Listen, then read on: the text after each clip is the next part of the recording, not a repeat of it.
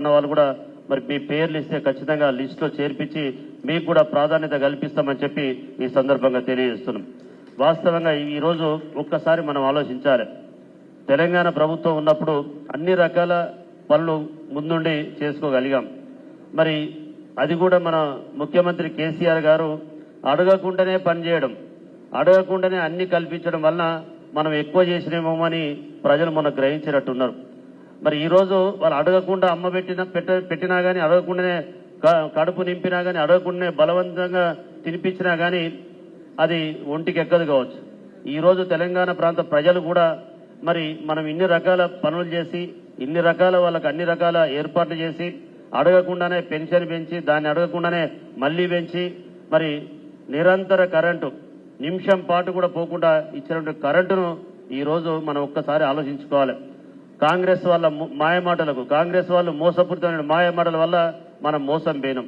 మీరు ఒక్కసారి ఆలోచిస్తే తెలంగాణ ఏర్పడిన తర్వాత గౌరవ ముఖ్యమంత్రి కేసీఆర్ గారు తొలి సభలో, తొలి అసెంబ్లీలో మొట్టమొదటి స్పీచ్లో మనం తెలంగాణను పునర్నిర్మించుకోవాలి, పునర్నిర్మాణంలో మీరందరూ భాగస్వాములు కావాలి, ఆ తెలంగాణ పునర్నిర్మాణం జరగాలంటే ముందుగా కరెంటు రావాలి, ఆ కరెంటు కూడా నిరంతర కరెంటు రావాలి, 24 గంటల కరెంట్ వస్తే మన తెలంగాణ బంగారు తెలంగాణ అవుతుందని చెప్పి మాట్లాడుతున్న సందర్భంలో జానారెడ్డి గారు ఇట్లా లేచి, అప్పటి మరి కాంగ్రెస్ నాయకుడు జానారెడ్డి గారు, ఓహో 24 గంటల కరెంటు తెస్తావా, 24 గంటల కరెంటు కనుక తెస్తే బంగారు తెలంగాణ అయినట్టే అన్నాడు వ్యంగ్యంగా.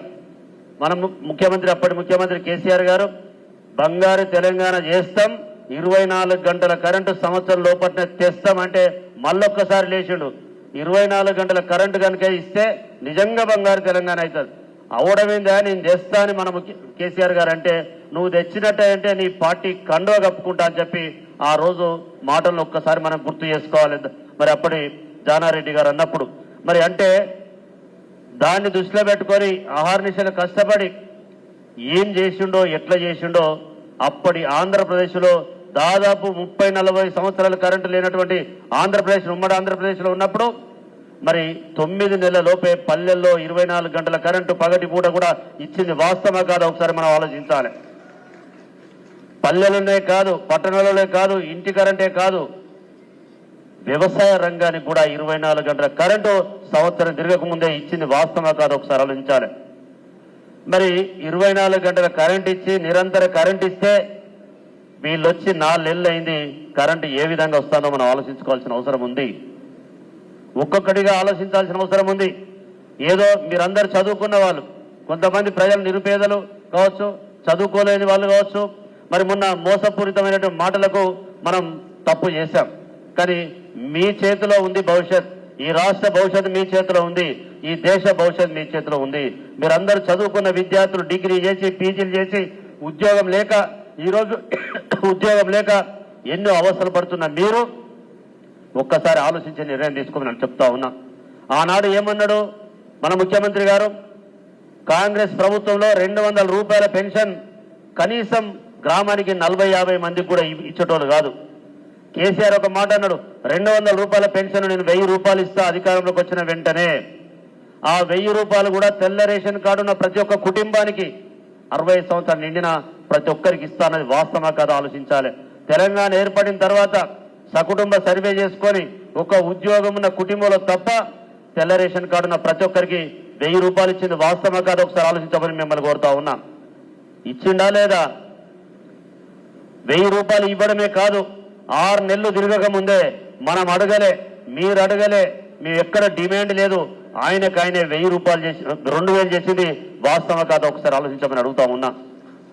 ఆ 2000 రూపాయలు చేశాడు, మన మేనిఫెస్టో లేదు, మనం ఎక్కడ కోరలేదు, ఎవరు అడగలేదు, భారతదేశంలో ఎక్కడ లేనటువంటి స్కీము మరి కళ్యాణ్ లక్ష్మి అనే స్కీమ్ తీసుకొచ్చి 50,000 రూపాయలు కళ్యాణ్ లక్ష్మి మన కుటుంబంలో ఉన్నటువంటి పేదింటి ఆడబిడ్డకు ఇచ్చింది వాస్తవమా కాదు ఒకసారి ఆలోచించమని అడుగుతా ఉన్నాం.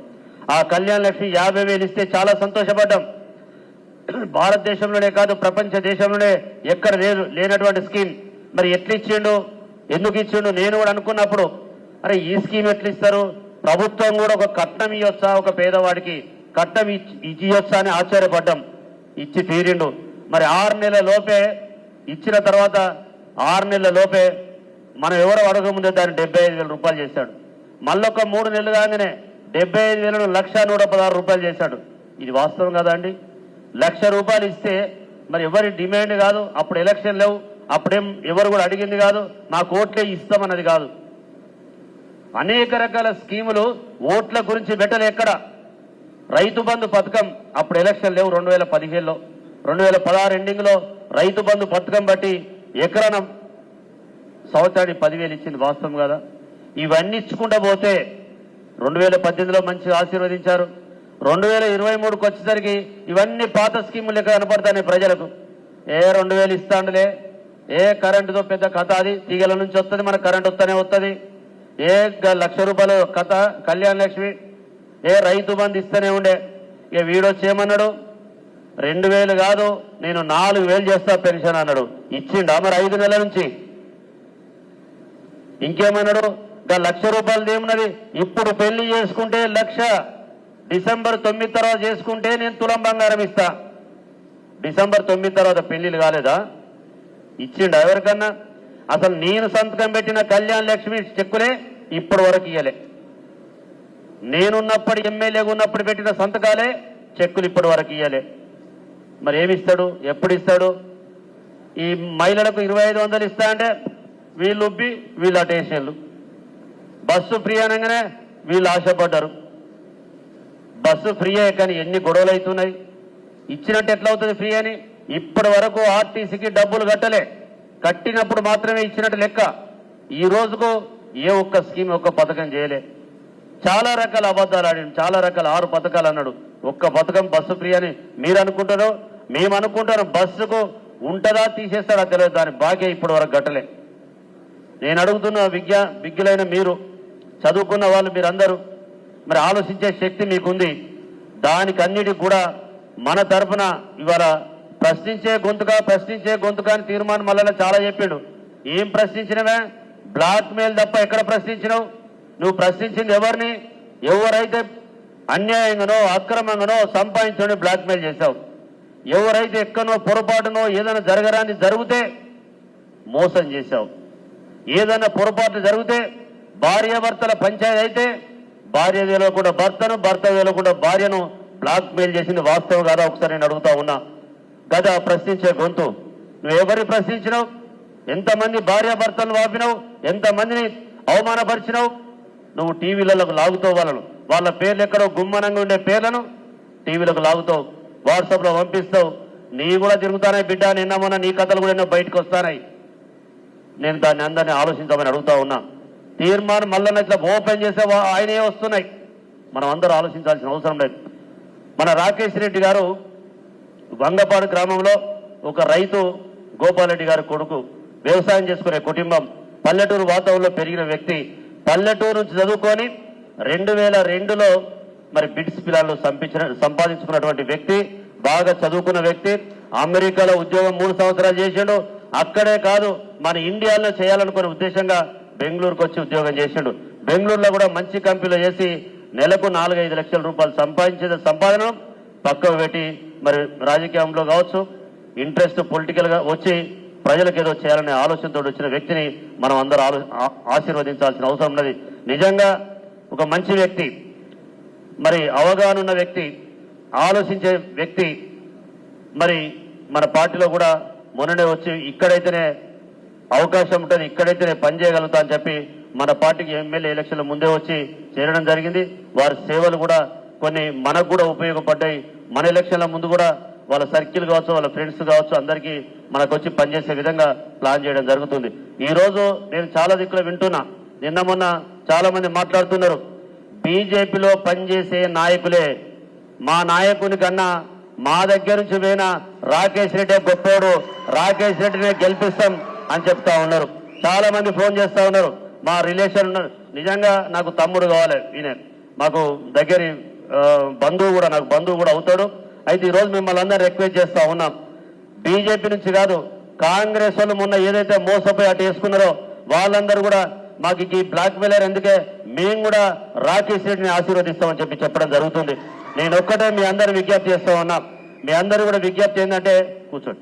మీ అందరినీ విజ్ఞప్తి చేసి అంటే మీరు ఇవాళ ఇక్కడ 2000 మంది రావడం జరిగింది. మనకున్న 14,650 ఓట్లు మాత్రమే.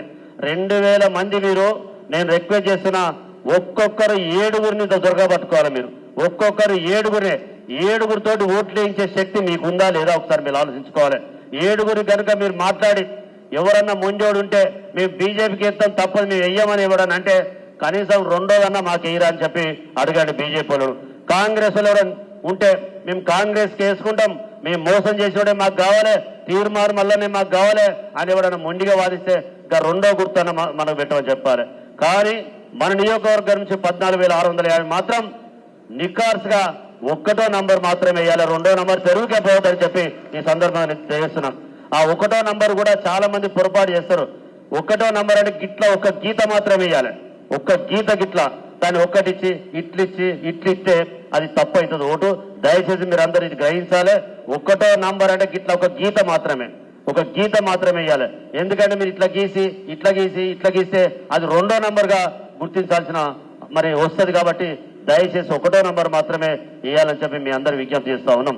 ఈ రోజు మిమ్మల్ని అందరూ రిక్వెస్ట్ చేసేది ఏంటంటే ఒక 10 మనకు 27వ తారీఖు అంటే దాదాపు ఒక 10 రోజులు మాత్రమే ఉంది, 9 రోజులు మాత్రమే ఉంది.